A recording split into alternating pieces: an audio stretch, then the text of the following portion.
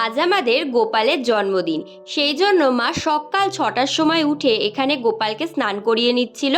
আর আমাদের বাড়িতে যেহেতু রাধাকৃষ্ণও আছেন, সেই জন্য তাদেরকেও কিন্তু মা এখানে স্নান করিয়ে নিচ্ছে। এরপর আমি আর মা দুজনা মিলে কোমর বেঁধে নেমে পড়েছি গোপালের বিভিন্ন ধরনের পছন্দের খাবার রান্না করার জন্য।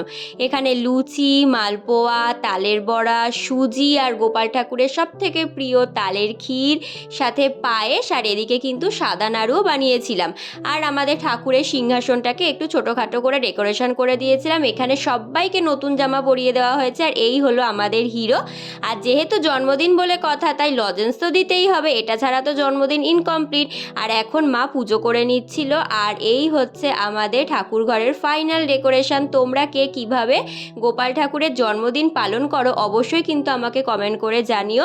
আর সব শেষে আমি নিজেও প্রসাদ খেয়ে নিলাম। তো আজকের মতো টাটা।